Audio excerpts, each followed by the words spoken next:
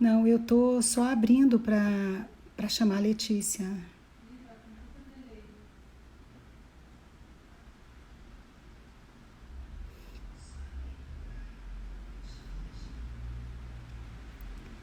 Olá, a gente ainda tem alguns minutinhos, né? A gente ainda tem 9 minutos. Eu tô só tentando se eu já fico aqui para chamar a Letícia, né?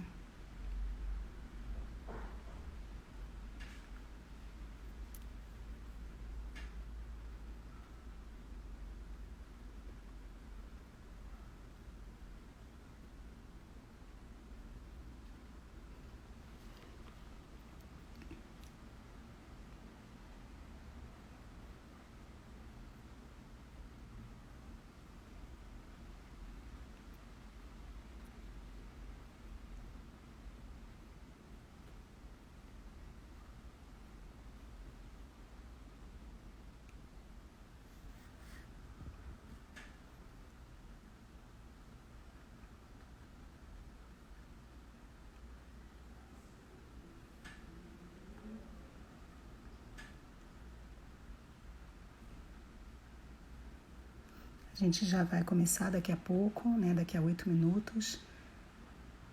Vocês conseguem me escutar bem?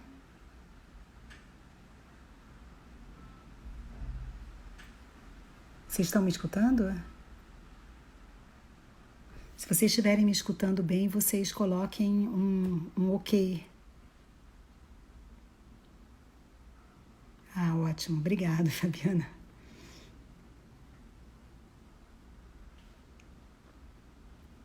Fabiana, no final eu já vou divulgar a sua, tá?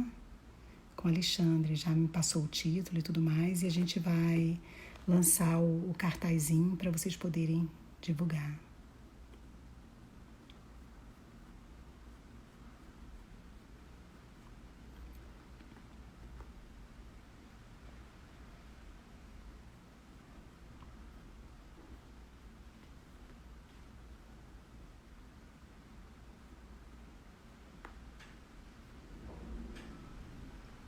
Sete minutinhos.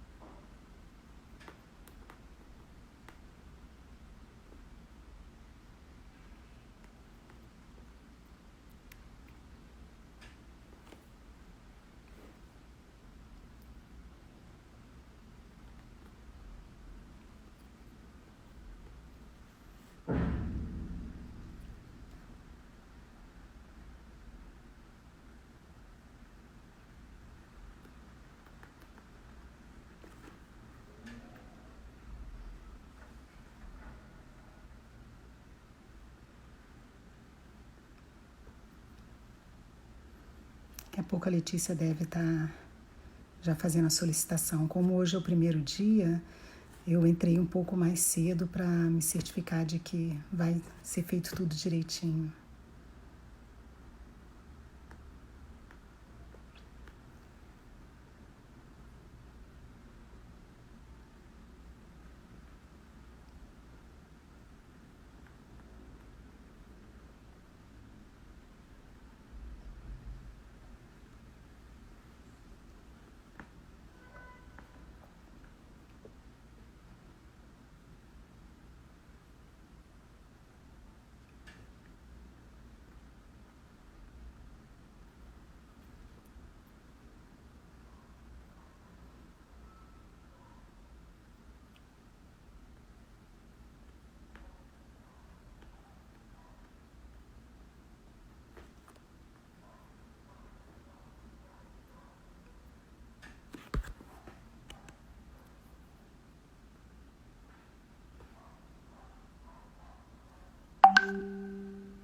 Ai, peraí, eu tenho que...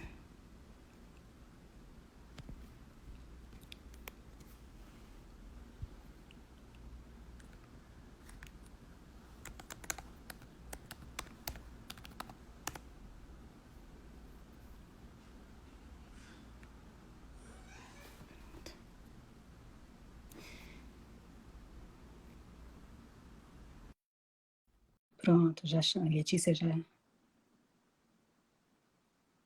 Letícia? Letícia? Você conseguiu entrar, Letícia?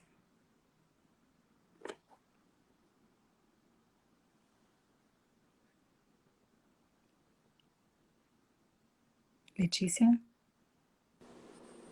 Ei, Clara. Ótimo, ótimo. Muito bem. Pronto. Bom, faltam 3 minutinhos ainda, mas deu tudo certo, né? Todo mundo conseguiu entrar.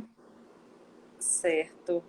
Vamos esperar só mais um pouco além das 6, se você concordar, só para quem tiver Claro, tido alguma dificuldade. claro, tá certo, tá ótimo.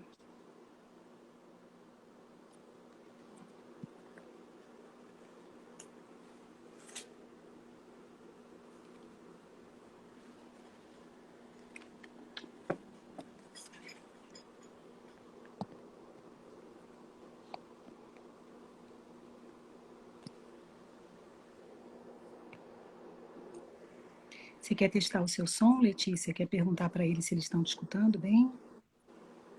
Sim. Quem já entrou consegue me ouvir bem? Fabiana, Cris, façam que sim, se vocês estiverem escutando a Letícia também.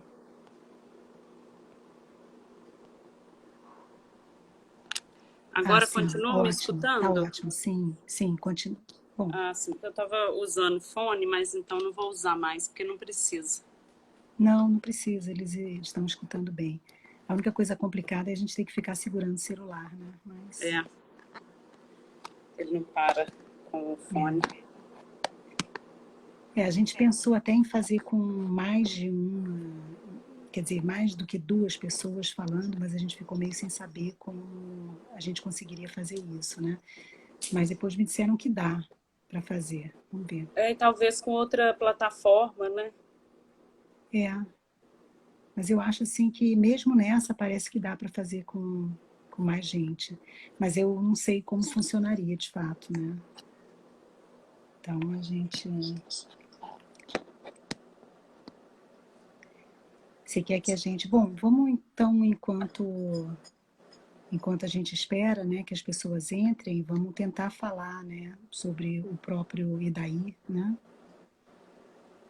Assim que der 6 horas, eu vou apresentar um pouquinho. Eu estou com o computador aberto também, para poder ter um controle maior das, das coisas que forem ditas, né? Mas,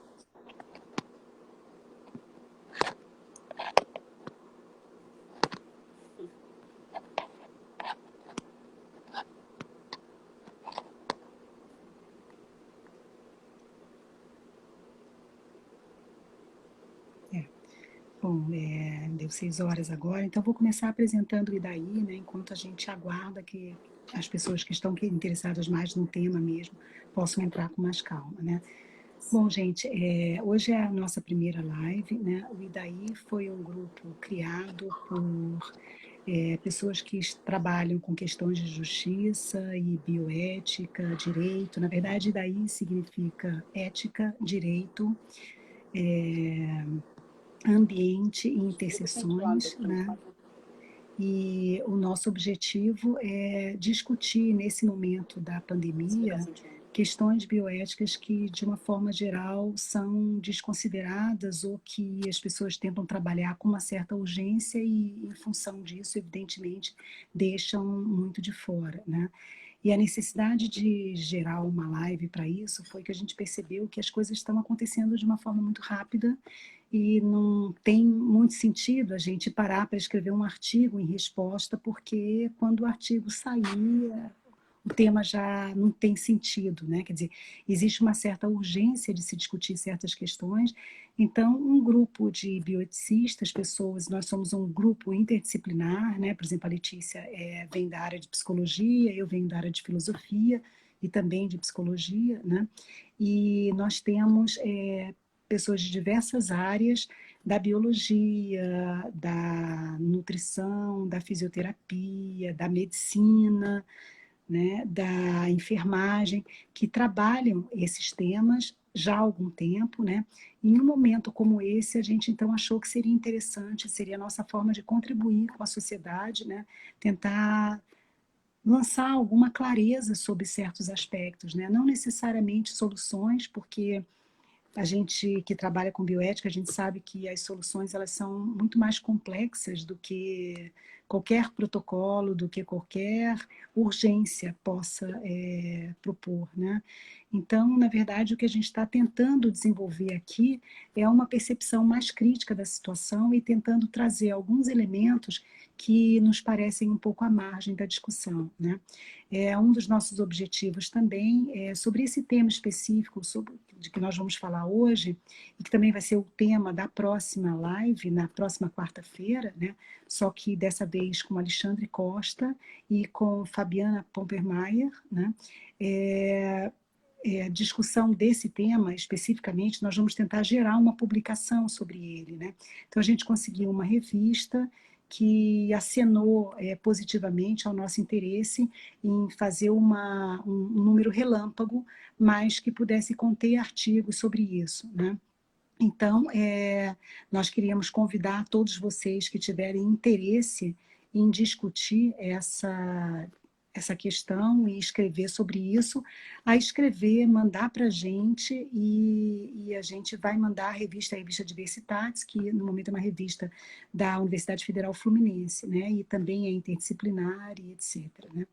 Então, a nossa ideia seria, até o final desse mês, nós recolhermos um número significativo de artigos, que não precisam ser muito extensos, né? Mas que permitam um debate mais amplo sobre essa questão, né? Nós queríamos também lembrar que é do nosso interesse que o debate ele seja bastante amplo, por isso os profissionais ou as pessoas que tiverem interesse em escrever não precisam se preocupar com títulos acadêmicos e nada desse tipo, né?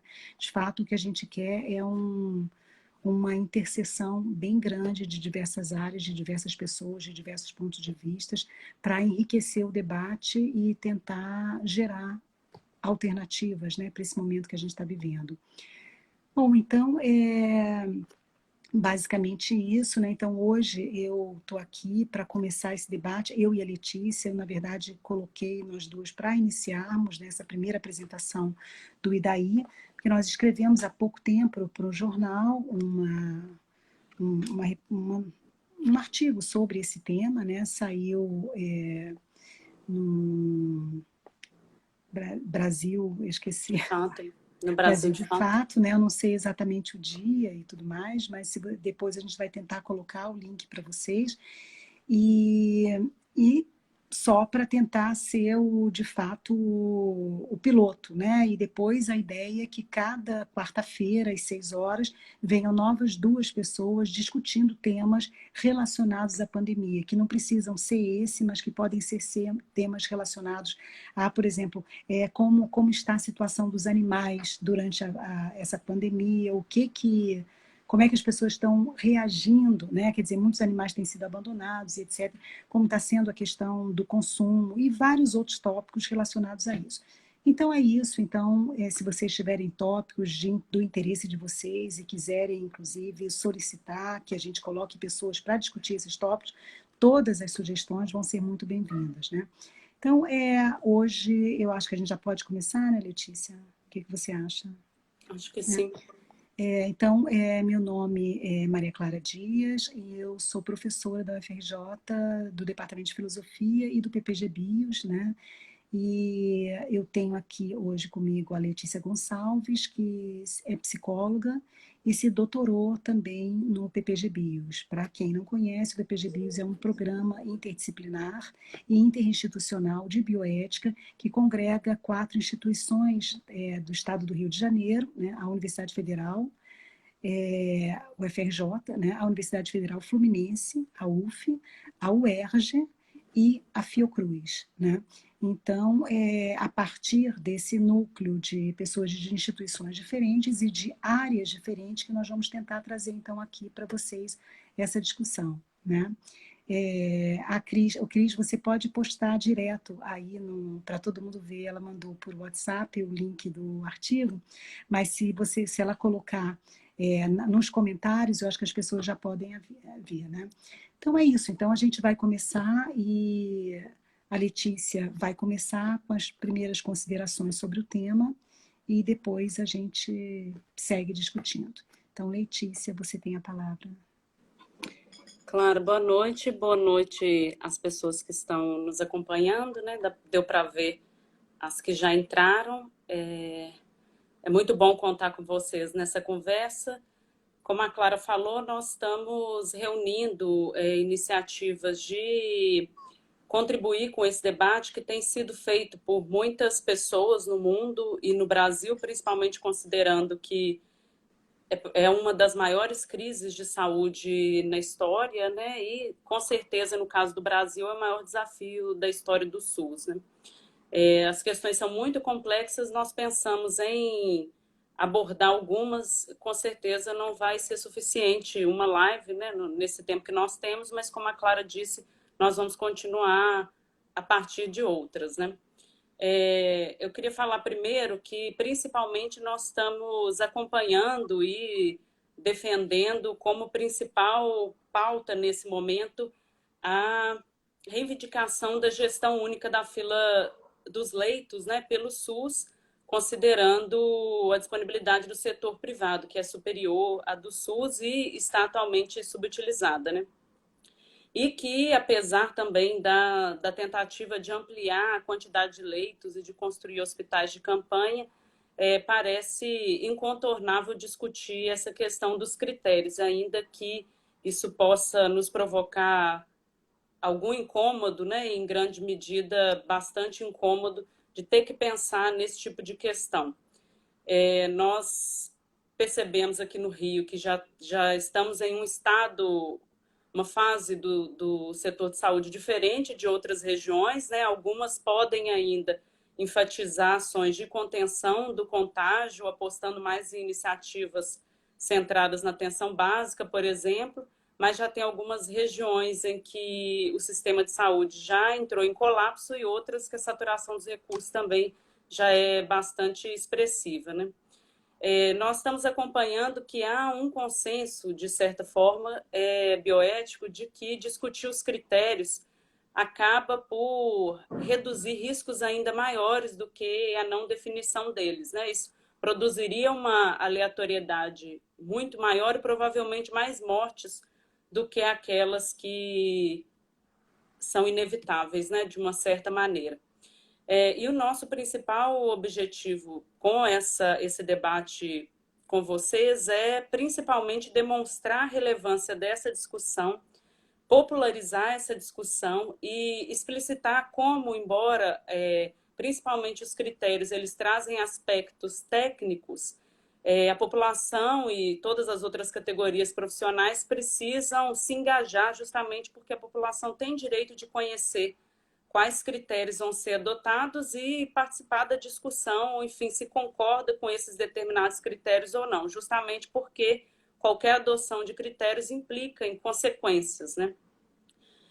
Nós vamos falar um pouco desses impactos, né? Como que determinados critérios adotados em outros países, como Europa e Estados Unidos, eles precisam ser repensados a partir da realidade brasileira, muito marcada por desigualdades que vão aprofundar os quadros de vulnerabilidade, inclusive referentes à saúde física da população, e tudo isso precisa ser levado em conta, né? Um outro aspecto é que quando a gente compartilha essa definição dos critérios e essa discussão e aprofunda, nós retiramos dos médicos que têm representado essa categoria central, que tem decidido, né, sobre esses critérios, um peso com consequências também significativas, né, que é a responsabilidade por essa definição. Eu vou falar de maneira breve sobre o que tem sido construído como consenso internacional, mas principalmente aqui no Brasil, e o que nós já temos de referência em documentos que têm já sido utilizados em várias regiões, né? Basicamente, há uma escolha de construção de uma narrativa de que o critério mais básico deve ser técnico. E aí nós vamos discutir quais são esses critérios técnicos e se eles são ou não sustentados apenas por esses aspectos, né? Se eu falar rápido, vocês podem me sinalizar, porque realmente eu costumo falar um pouco rápido. Eu acho que uma síntese interessante das contribuições da bioética nós podemos localizar num debate que a Unesco fez com 10 bioeticistas da América Latina. Eu acho que é uma síntese para o Brasil, né, para a América Latina. São bioeticistas do Brasil, da Argentina, Colômbia, Uruguai, Panamá e Equador.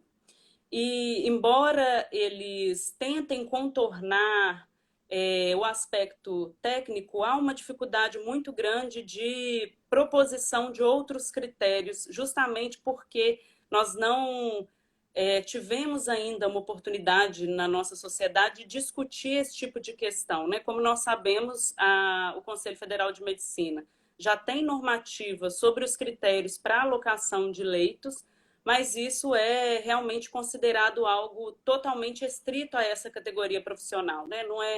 Não tem a participação de outras categorias, muito menos da população que, de maneira geral, desconhece a existência desses critérios, né? Esses bioeticistas manifestaram, além da dificuldade em sugerir critérios que vão superar esse aspecto puramente técnico, uma preocupação com a adoção de critérios subjetivos que seriam discriminatórios. Ainda assim, eles acabam respaldando que a principal questão deve ser a priorização de pessoas que têm mais possibilidade de sobrevivência, de sobreviverem mais anos e que esses anos sejam com qualidade. E aí fica em suspenso essa discussão sobre o ciclo de vida, que continua como a base para esse critério, e também o que seria considerado qualidade de vida, ou enfim, uma vida vivida com qualidade. Além desses critérios técnicos, né, nós vimos aqui no Brasil, em outros países também, através de textos enviados para jornais ou, enfim, outras mídias e alguns documentos oficiais, outras possibilidades de adoção de critério, né? Uma delas que foi sugerida na Europa, por exemplo, é a de adoção do valor social de determinadas vidas como critério, que aqui ainda não ganhou nenhum tipo de respaldo, mas que nós podemos já pensar na possibilidade de ser adotado, né? Isso implica pensar que determinadas vidas, e aí em relação a outros critérios, né, que complementariam esse, tem mais importância social. Como uma espécie de decorrência desse, tem a proposta, por exemplo, de que profissionais de saúde devam ter prioridade em relação a outras pessoas.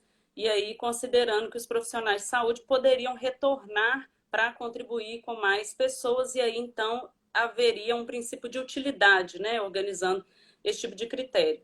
Houve também a sugestão de sorteio, e que não é só no Brasil, como um critério de desempate, um último critério, mas que foi um dos critérios mais rechaçados, e o principal que tem provocado mais incômodo é utilizar o ciclo de vida, né, ou a idade como um definidor de prioridade. No caso do Brasil, nós tivemos um primeiro documento produzido pela Associação Brasileira de Medicina Intensiva, que, aliás, tem feito um trabalho bastante importante, e um protocolo anunciado através de um jornal, a prévia de um protocolo que seria divulgado aqui pelo município do Rio de Janeiro. Com as críticas crescentes da inclusão do ciclo de vida como um critério central, a associação refez esse documento. Eu vou falar basicamente dele, porque é a nossa principal referência, e a Secretaria Municipal de Saúde do Rio lançou um comunicado dizendo que a idade não será adotada. Então, nós podemos já perceber que talvez já há uma manifestação popular de insatisfação ou um consenso popular de que nós não aceitamos esse tipo de critério. A gente precisa compreender também o que sustenta a não aceitação, né?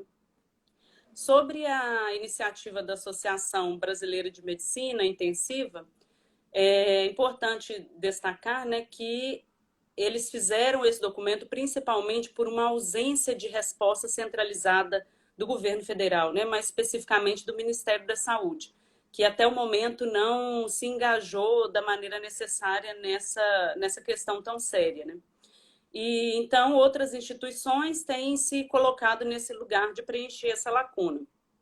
Assim como algumas instituições, de maneira individual, particularizada, têm criado seus próprios protocolos, com seus próprios critérios, porém, na maior parte das vezes, sem divulgação pública.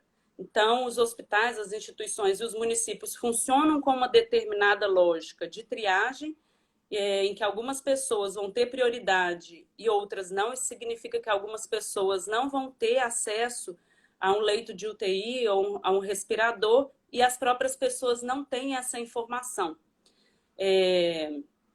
Nas duas versões, a diferença principal é que no segundo a questão da idade é retirada, eles reconhecem que isso implicaria uma discriminação, que essa discriminação é inaceitável, assim como outras, e eles ressaltam que a gravidade do quadro clínico, né, das pessoas e a probabilidade de sobrevivência que devem ser os principais critérios, ou seja, um enfoque novamente na perspectiva técnica. Eles colocam que o objetivo certamente é salvar o maior número de vidas, né, e salvar também o maior número de anos, que aí são elementos para a gente pensar o que é oculto quando a gente pensa em critérios técnicos, né? E eles dizem que é preciso garantir a equidade, mas a equidade, nesse caso, é pensado como uma oferta do direito para todas as pessoas de poderem passar por uma triagem. Então, a equidade seria isso. Sobre o protocolo, eu vou falar de maneira breve. Como eu falei com vocês, é bastante importante, o documento é público, mas que todos nós, enquanto sociedade civil e profissionais de várias áreas, tenhamos acesso e interesse por conhecer esses critérios técnicos e o que eles significam, porque a partir disso a gente consegue pensar nas consequências, né? Mas o protocolo, ele propõe a adoção de um sistema de pontuação para definir quem vai ter prioridade, e quanto menor a pontuação de um paciente, maior será a prioridade dele na alocação de recursos. E a pontuação, ela vai ser estabelecida a partir de um score, que é chamado de SOFA, a existência de alguma comorbidade grave com expectativa de sobrevida menor que 1 ano e uma escala de funcionalidade. E como desempate, eles sugerem que a escala, o score SOFA, deve ter mais peso e também que haja uma avaliação clínica por parte de uma equipe de triagem, né? Esse score SOFA, ele avalia 6 sistemas fundamentais, que é o respiratório, coagulação, hepático, circulatório, neurológico e renal. E ele aplica uma pontuação que varia de 0 a 4, e aí recebe 0 quando o sistema não foi atingido, 1 a 2 quando há disfunção de algum órgão, e 3 e 4 quando há falência de órgãos. E a escala de performance ou funcionalidade, ela também é de 0 a 4, sendo que recebe a pontuação 0 quem é completamente ativo, capaz de realizar todas as atividades sem restrição, e 4 quem é completamente incapaz de realizar os cuidados básicos, né, que é acamado ou que está numa cadeira. E essa escala de funcionalidade, ela não pode ser adotada para pessoas portadoras de alguma deficiência física, porque elas estariam já previamente comprometidas a partir dessa avaliação. E a avaliação de funcionalidade considera um estado anterior à aquisição da COVID, né? A questão que a gente gostaria de abordar é que, aparentemente, esses são critérios que eles asseguram algum grau de objetividade na avaliação, na ausência de algum outro tipo de possibilidade, né? Eles pressupõem que a performance, quanto pior, por exemplo, o estado de performance, menor a reserva fisiológica daquele determinado sujeito e ele tem mais chance de um desfecho clínico pior.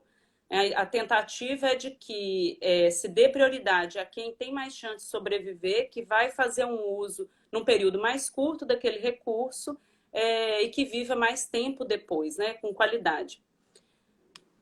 aí as questões que, a princípio, para passar para você, claro, e a gente pode ir conversando, as pessoas também colocando comentários. Um primeiro aspecto é que os critérios eles podem assegurar algum tipo de conforto para as equipes ou para os profissionais que têm que se deparar com essa escolha difícil, dolorosa, né, como eles nomeiam escolha de Sofia, justamente por essa carga que ela implica, mas que outras questões estão aí colocadas, né? Do ponto de vista técnico mesmo, eu pude conversar um pouco com uma pessoa que trabalha na Central de Regulação de Leitos de uma outra cidade, e parece que o Score Sofa, por eles exigir exames, né, laboratoriais, por exemplo, ele demanda um tempo que talvez não seja adequado para esse tipo de triagem que estão sugerindo, né? Então, assim, mesmo do ponto de vista técnico, poderia haver alguma aleatoriedade, né?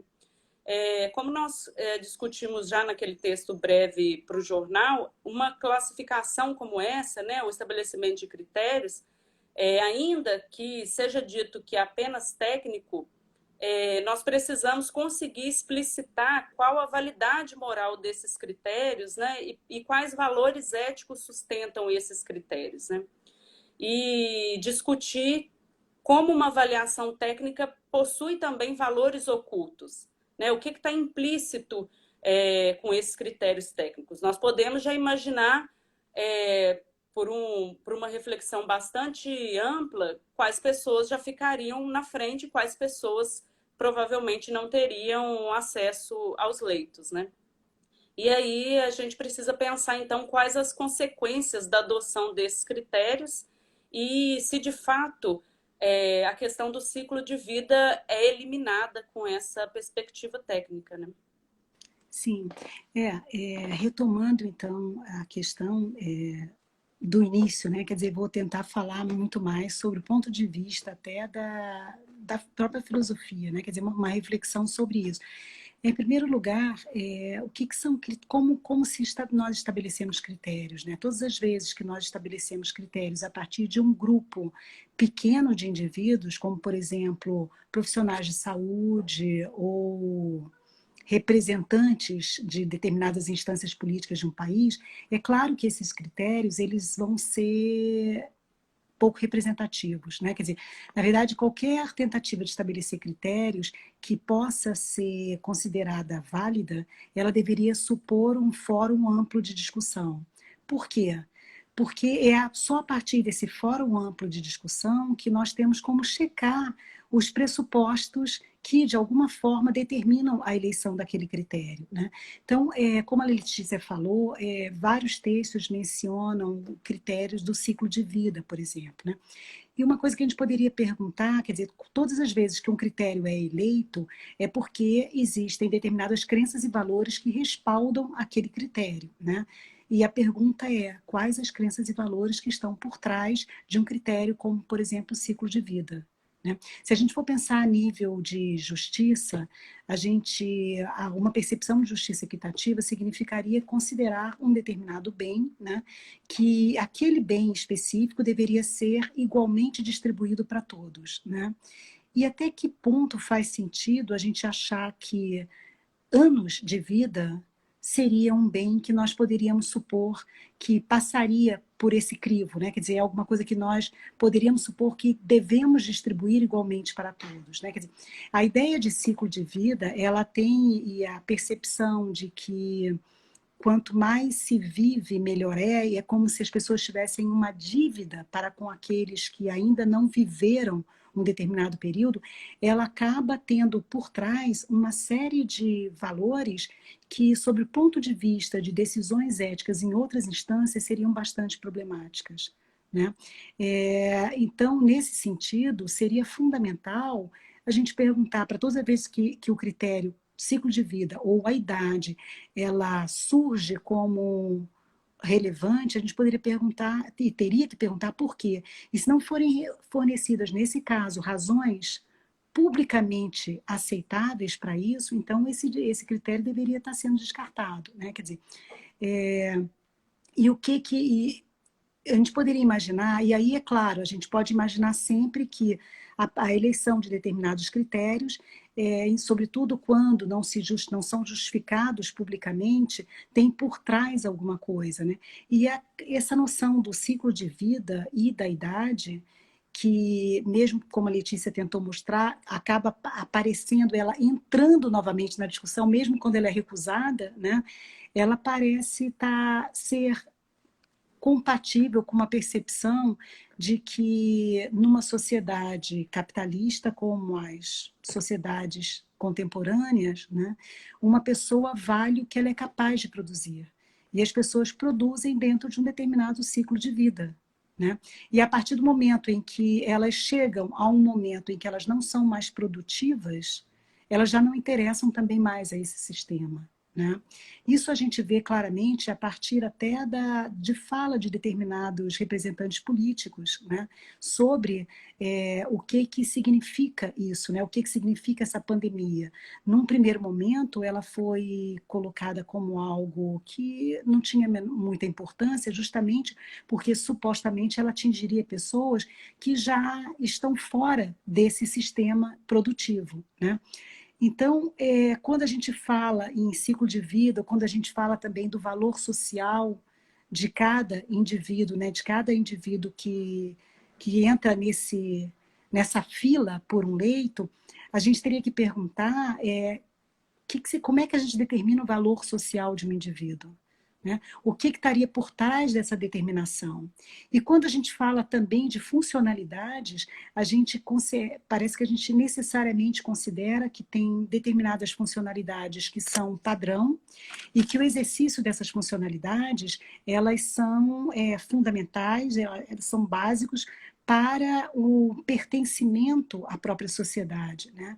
Quando, na verdade, isso não é verdade, né? Quer dizer, na verdade, a gente poderia dizer que as funcionalidades, elas são determinadas pela própria vivência de cada indivíduo, né? Quer dizer, para muitos indivíduos, quer dizer, quantos indivíduos vivem com dificuldades de locomoção ou com vários tipos de funcionalidades que estão aquém ou além dos padrões considerados normais e, no entanto, são pessoas que são capazes de viver plenamente, né? Quer dizer, então, essa percepção de que a vida ela tem o mesmo sentido, né, para todos os seres humanos e que nós podemos, de alguma forma, caracterizar qual seria esse sentido para agora estabelecer quem é que tem direito a continuar vivendo, a continuar lutando pela vida e quem não tem mais esse direito, né? Quer dizer, isso parece algo que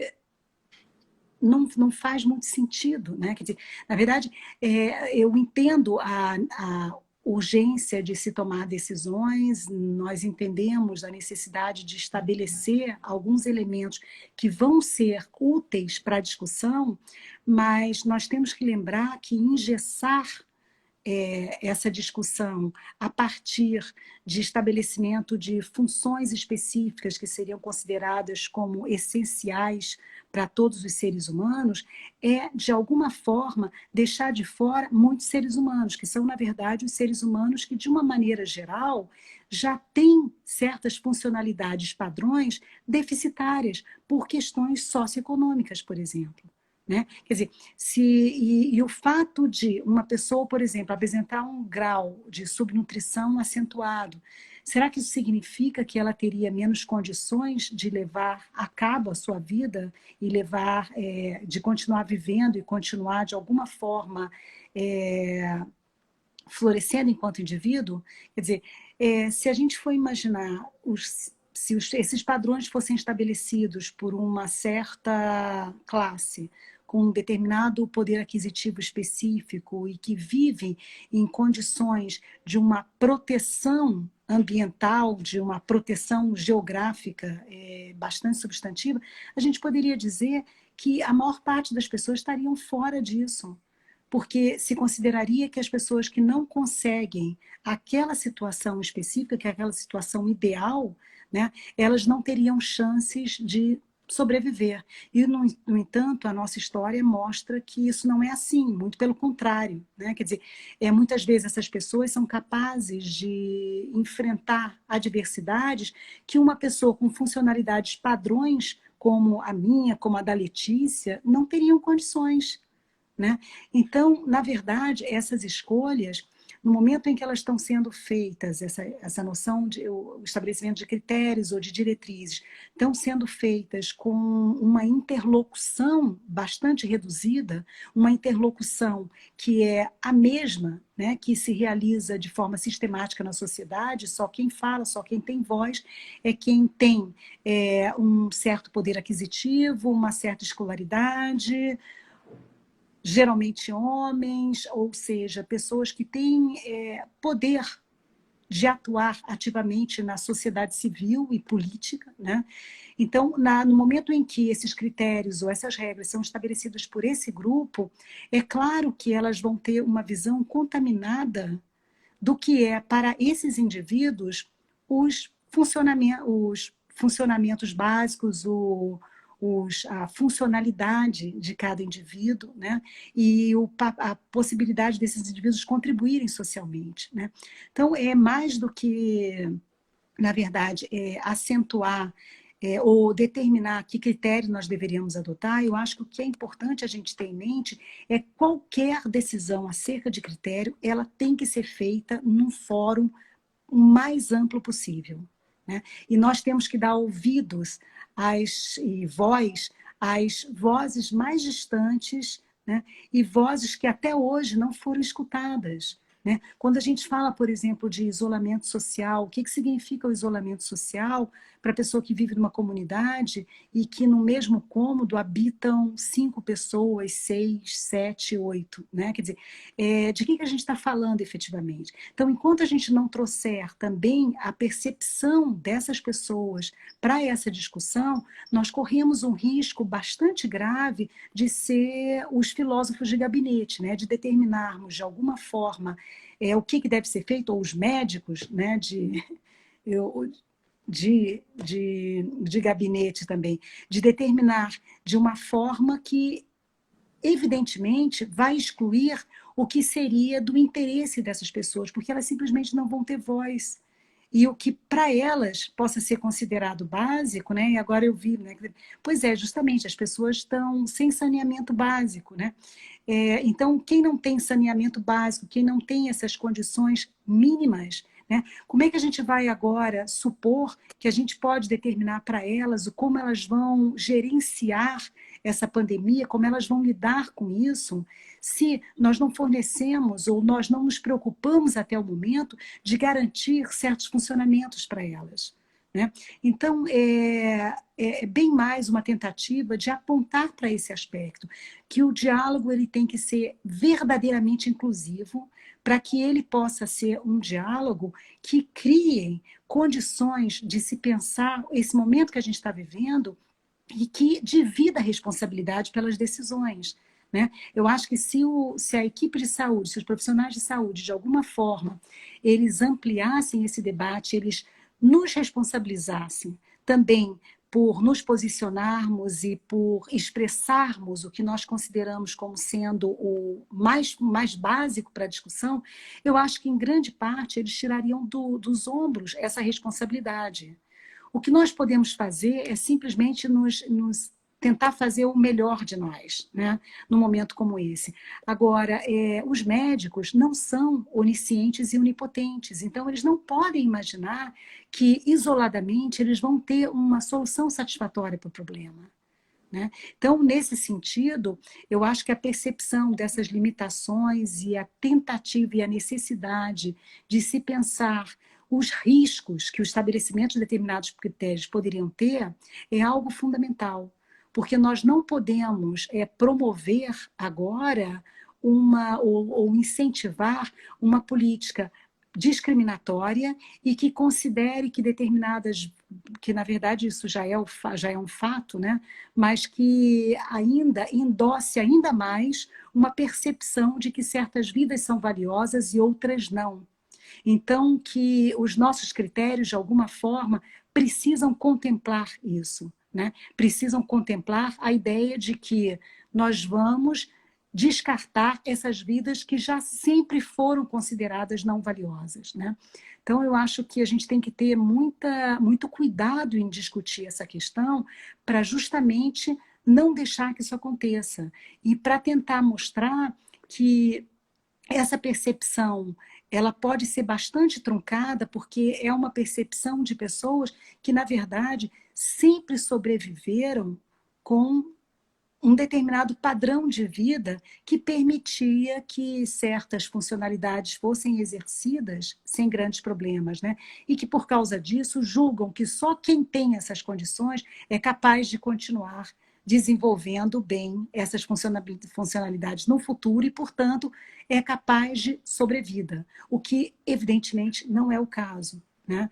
Então, é a necessidade de chamar atenção para isso e para chamar toda a sociedade a se posicionar sobre como, então, nós podemos agora analisar que tipo de indicativos nós poderíamos ter para enriquecer as decisões. Quer dizer, uma decisão ela é mais adequada quanto mais elementos ela trouxer para a cena do debate, né?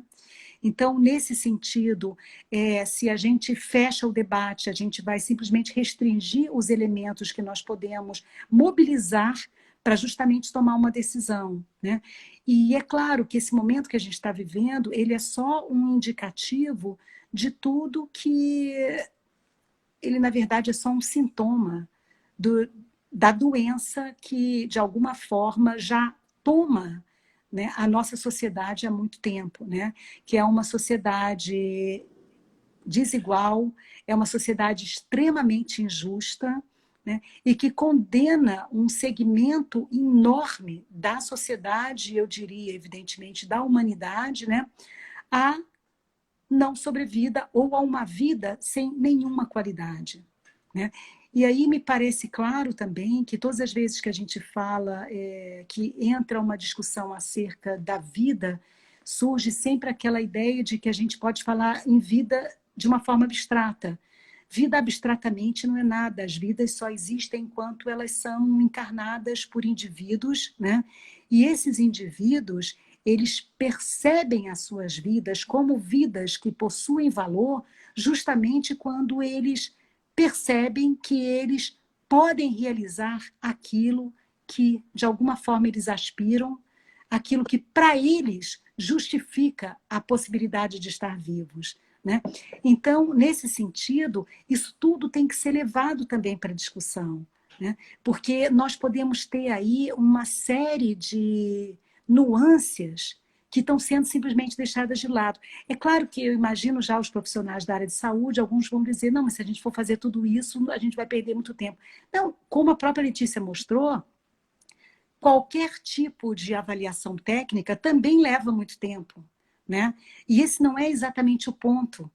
Quando a gente faz, de alguma forma, uma anamnese ou a gente colhe dados sobre determinados pacientes, a gente pode colher dados diferenciados, a gente pode colher dados sobre as funções cardíacas do paciente, as funções respiratórias, ou pode colher dados sobre a inserção dele, o tipo de vida que ele leva, o tipo de responsabilidade que ele compartilha com os indivíduos que estão no seu entorno, elementos desse tipo, que vão, num certo sentido, trazer outras variantes para a nossa discussão e que podem ser muito importantes e que precisam ser valorizados, né? Quer dizer, na verdade, essa discussão, né, eu vi a Miri entrando, né, essa discussão é curiosa, porque quando as pessoas falam da idade, parece que as pessoas têm direito a anos X de vida. Não, a gente tem direito a uma vida digna, a uma vida qualificada. E não importa se ela vai ser de 5 anos ou se ela vai ser de 50.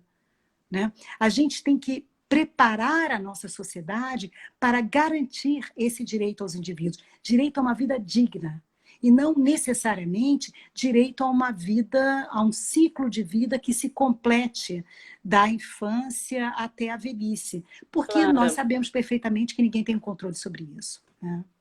Alguém fez um comentário, né, bastante importante, que é exatamente uma compreensão de que as pessoas com mais anos vividos, e aí tem proposta de corte bem curto, de 60 anos, né, que é uma idade média, considerando a expectativa de vida atual, mas de que para que determinadas pessoas tenham uma garantia de viver mais anos, as que já viveram determinados anos abririam mão de continuar vivendo, né, como um valor Sim. moral, sem que isso tenha sido discutido, e principalmente sem a gente fazer uma discussão profunda de quais são, de fato, aqueles sujeitos com 60 ou mais que não terão direito a um leito, né? E aí também acho que a questão de justiça social mais importante é que realmente a gente precisa combater qualquer iniciativa de produzir critérios que não sejam a partir de uma leitura profunda da nossa realidade social no Brasil e de como as desigualdades econômicas, raciais, de gênero, sexualidade e idade produzem também comorbidades, né? Como foi mencionado aí, a falta de saneamento básico, condições precárias de moradia, exploração no campo do trabalho, favorecem uma série de doenças. Nós podemos pensar na tuberculose, por exemplo, alimentação inadequada vai produzir diabetes, hipertensão arterial. Então, se as condições socioeconômicas não forem, por exemplo, consideradas no estabelecimento de critério, nós vamos realmente validar determinadas escolhas como se elas fossem éticas, enquanto nós estaremos aprofundando um genocídio necropolítico, né? E nós já temos visto aparecerem alguns estudos e que devem ser incentivados e aprofundados, dizendo que a taxa de letalidade ela é maior nas periferias. Foi um estudo sobre o Rio, então, que demonstra que a taxa de letalidade no Leblon ela é bastante inferior comparada a algumas periferias no Rio de Janeiro. E se os critérios não considerarem isso, realmente eles vão aprofundar injustiças, né? Um outro aspecto é que essa questão da discussão dos critérios, ela também possibilita algumas outras questões, né? Que é pensar, por exemplo, por que nós chegamos tão rapidamente, apesar de acompanhar em outras partes do mundo a evolução da pandemia, nós aguardamos a partir de muita negligência e uma posição até mesmo criminosa por parte do governo federal, sem nos preparar para organizar o nosso sistema de saúde, né? E algumas das questões que se colocam tem a ver com o financiamento do SUS, com a distribuição dos recursos, né? Como que também há uma desigualdade em como o setor privado se expandiu, como ele se mantém no Brasil, e até mesmo o acesso à formação médica, né? Ainda bastante elitizada, que faz com que a gente tenha também escassez de médicos no momento como esse, né? Nós vemos, por exemplo, o exemplo,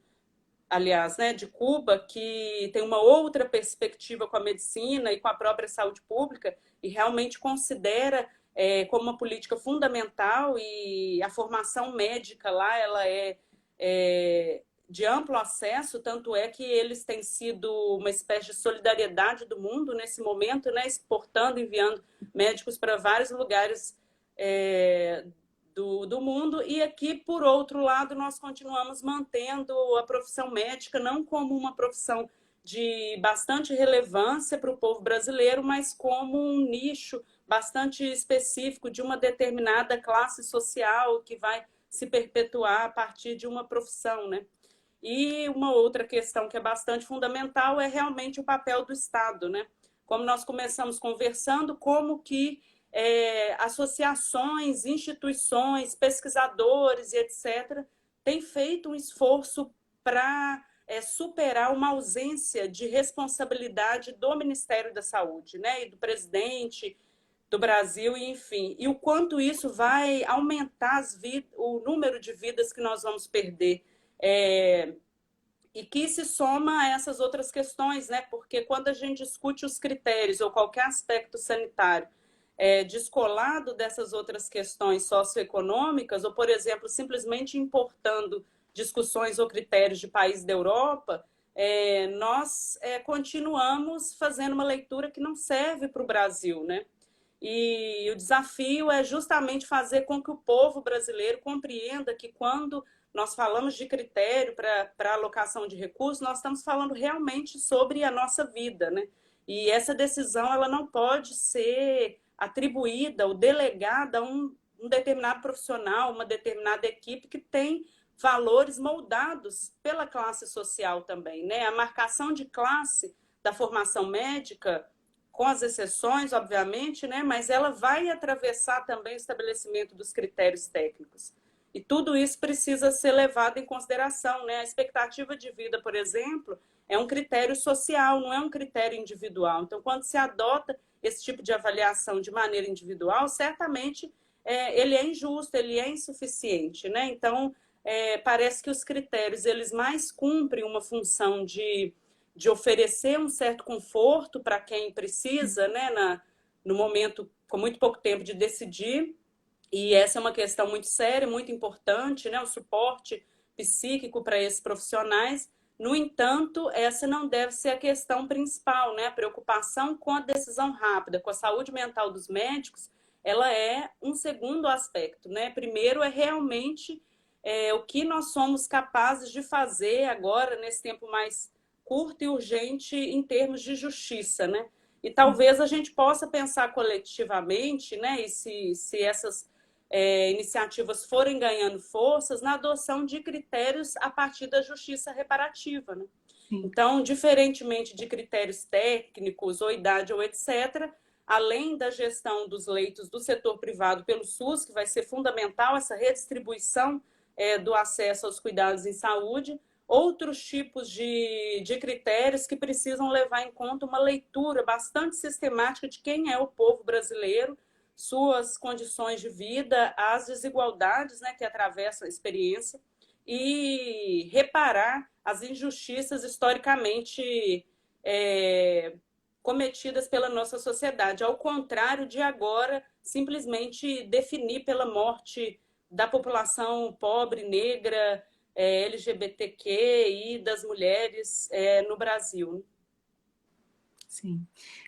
Esse elemento da justiça reparativa é justamente o elemento que querem silenciar em todo esse debate, né? Porque, na verdade, é um pouco isso. As pessoas estão considerando que existem condições, que as pessoas estão numa mesma condição, só que, na verdade, elas nunca estiveram numa mesma condição, né? Então, quando elas são solicitadas a apresentar certos padrões de saúde para que elas tenham direito a um leito, como essas pessoas poderiam fazer isso se elas não tiveram no passado as condições que permitissem isso? E esse é justamente o ponto. Será que não seria exatamente o momento da gente reverter essa situação e considerar que justo essas pessoas que não tiveram essas condições e que agora são levadas a um hospital com uma pandemia, com uma doença que atinge toda a população, elas agora deveriam ser assistidas? Né? Que são pessoas que, inclusive, não podem ficar em suas próprias casas, porque elas não têm em casa condições suficientes para enfrentar a doença.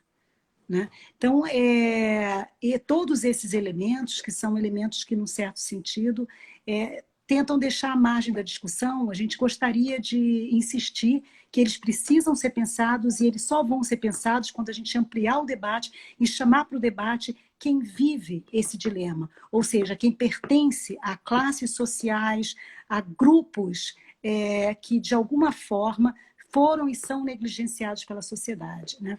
Gente, parece que está acabando, o tempo tem 45 minutos só, restante, 40 segundos. Então, eu queria convidar vocês para a próxima live, que vai ser na quarta-feira, às 6h30 da tarde. E às 6 da tarde vai ser com Alexandre Costa e Fabiana Pompermaia, e vai ser sobre o mesmo tema, mas com um título diferente. Então, eu vou postar daqui a pouco para vocês manterem esse horário fixo para isso. E se vocês quiserem entrar em contato sobre os artigos vão ser muito bem-vindos, e sobre sugestões também de possíveis temas que a gente venha discutir aqui, porque esse espaço é nosso, né? E muito obrigado. Letícia, muito Obrigada a obrigada a você, você Clara. e